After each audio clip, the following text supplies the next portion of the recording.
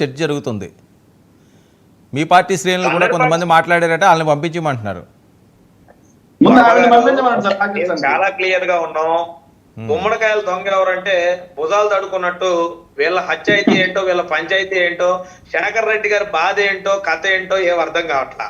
పాకిస్తాన్ కి ఎవరైతే మద్దతు పలుకుతున్నారో వాళ్ళని పాకిస్తాన్ పోండి, ఇండియాలో ఉండాల్సిన అవసరం లేదని మా కూటమి నాయకులు అదే విధంగా ఉప ముఖ్యమంత్రి చెబితే వీళ్ళొచ్చి వైసీపీ వాళ్ళు ఎందుకు ఆపాదించుకుంటున్నారు అనేది వాళ్ళే చెప్పుకోవాలా. నిజంగా వాళ్ళు పాకిస్తాన్ కి అండగా నిలబడాలన్న కోరిక కుల వాళ్ళకు ఉంటే ఖచ్చితంగా వాళ్ళు వెళ్ళిపోవచ్చు, వాళ్ళకి అండగా నిలబడచ్చు. ఇక్కడ ఒకటే చెప్తా ఉన్నా, ఎలా అయితే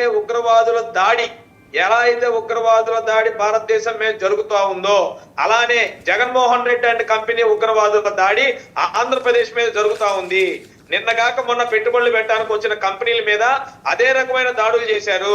అమరావతి నిర్మాణం మీద, అమరావతికి భూములు ఇచ్చిన రైతుల మీద అదే రకమైన దాడులు చేశారు. ఈ యొక్క వ్యక్తులు ఉగ్రవాదులు అక్కడ ఎంత తీవ్రమైన ఉగ్రవాదులు, ఈ రోజు ఆంధ్రప్రదేశ్ లో ఉన్న జగన్మోహన్ రెడ్డి అండ్ కంపెనీ వాళ్ళు కూడా అతి పెద్ద ప్రమాదకరమైన, ఆంధ్రప్రదేశ్ రాష్ట్రానికి ప్రమాదకరమైన ఉగ్రవాదులని. ఓకే, ఎందుకండి కాంట్రవర్సీలు ఎందుకు, కాంట్రవర్సీ కామెంట్స్ ఎందుకు? ఆయన మామూలుగానే మాట్లాడాడు, మళ్ళీ దానికి ఎందుకు అనవసరం రెచ్చగొట్టే విధంగా? వాస్తవం ఎవరండి, ఎవరు ఏ కంపెనీ ఏ భూముల గురించి ఎవరు లేవనెత్తి ఎవరు మాట్లాడుతున్నారు? దీనికి ఎవరు మద్దతు పలికారు? ఈ రోజు కాంగ్రెస్ పార్టీ ఒక అధికార ప్రతినిధి ఉగ్రవాదులకు అనుకూలంగా, పాకిస్తాన్ కు అనుకూలంగా మాట్లాడితే వైసీపీకి చెందిన శేఖర్ రెడ్డి ఎందుకు ఉరిక్కబడుతున్నాడు? అతనికి వాళ్ళకి సంబంధం లేకపోతే, అతను వాళ్ళు మేదేసుకోలేకపోతే ఇతనికి ఎందుకు ఆ దురద, ఇతనికి ఎందుకు ఆ బాధ? ఏ రోజైనా అభివృద్ధి కార్యక్రమాల్లో గాని, ఉద్యోగుల కల్పనలో గాని, ఆంధ్రప్రదేశ్ రాష్ట్ర అభివృద్ధిలో గాని ఏ రోజైనా వీళ్ళు పాటుపడ్డారా? దీని వేటి గురించి మాట్లాడరు.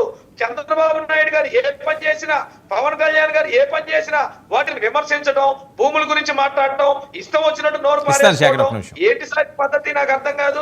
కాంగ్రెస్ పార్టీ అధికార ప్రతినిధి మాట్లాడిన మాటలకి శేఖర్ రెడ్డి గారు అండ్ వైసీపీ కంపెనీ మద్దతు ఇస్తుందా లేదా?